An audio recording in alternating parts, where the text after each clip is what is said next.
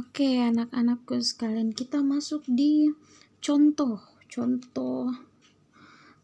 barisan bilangan.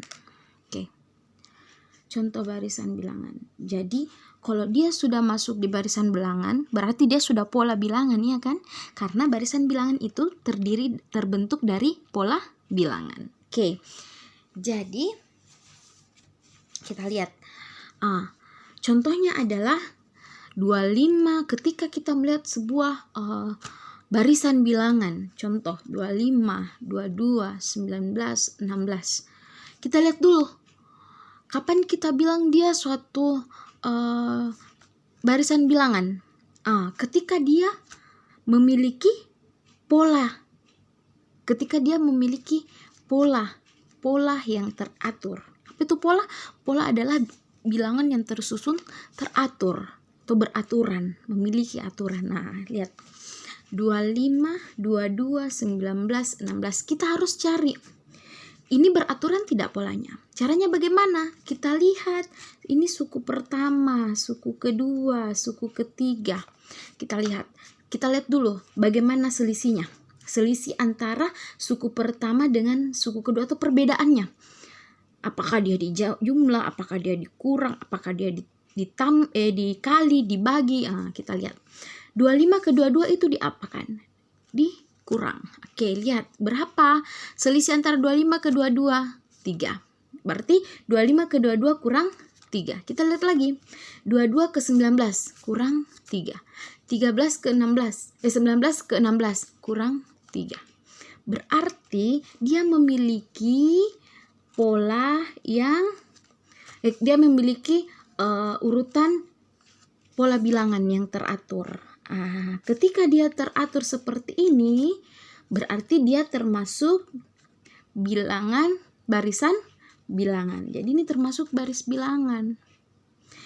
Kalau ditanya lagi, berapa suku berikutnya? Berarti tinggal 16 kurang 3. Suku berikutnya adalah 13. Oke, begitu juga selanjutnya, lihat. Negatif 14, negatif 36, negatif 28, negatif 20. Tahu kan belajar di kelas 7 penjumlahan bilangan bulat positif negatif? Ketika dia dijumlahkan dengan bilangan positif, maka negatifnya berkurang. Oke, lihat. Negatif 44 ke negatif 36. Itu selisihnya adalah tambah, itu bedanya adalah 8. Jadi ketika negatif 4 ditambah 8 hasilnya negatif 36. Begitu selanjutnya. Ketika modelnya seperti ini, berarti dia juga termasuk baris bilangan. Oke, lanjut. Bagaimana dengan yang nomor 4? 4, 6, 10, 8, 2, 4. Oke, kita lihat dulu. Kalau kita lihat dia bilangan bulat kan? Atau dia juga bisa masuk di kelipatan 2. Tapi kita lihat, apakah dia baris bilangan atau tidak? Kalau begitu kita lihat yang ini.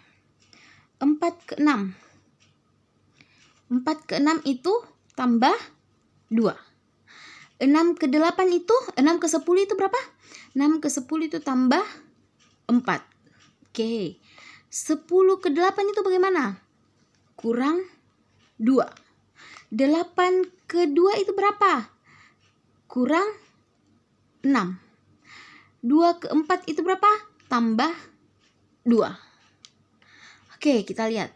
Ketika kita lihat seperti ini, sudah ditambah 2, terus ditambah 4, terus dikurang 2, kurang. Ini beraturan tidak? Ini tidak beraturan. Jadi kalau dia tidak beraturan seperti ini, berarti ini bukan barisan bilangan. Jadi perhatikan. Oke. Selanjutnya kita lihat yang 10, 12, 13, 15, 16, dan 18. Kalau kita lihat dulu seperti di atas. Contoh, kita lakukan yang sama. Ini tambah 2. Ini tambah 1. Ini 13 ke 15 tambah 2.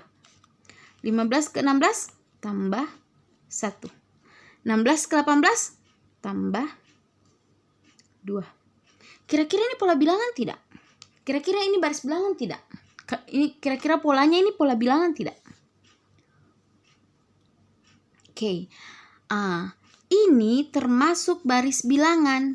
Kenapa baris bilangan, Ibu? Karena polanya teratur. Mana polanya? 2, 1, 2, 1, 2. Berarti suku berikutnya itu ditambah 1.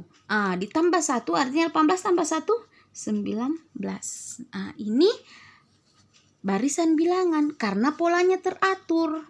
Ini kenapa, Bu? Ini tidak, karena ada ditambah 4, tambah 2, tambah 4, kurang 2, kurang 6.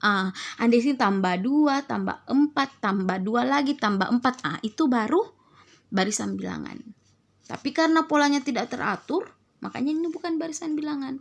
Ini walaupun dia ada 2, ada 1, tapi dia teratur, dia berurutan terulang terus. 2, 1, 2, 1, 2, 1. Jadi kita tahu suku berikutnya berapa lagi, tambah 1. Suku berikutnya berapa lagi, tambah 2, tambah 1, tambah 2. Kita tahu karena polanya teratur. Jadi barisan bilangan ini termasuk barisan bilangan ini benar, dia termasuk barisan bilangan. Sedangkan ini tidak, bukan barisan bilangan karena polanya tidak teratur. Oke, paham sampai sini?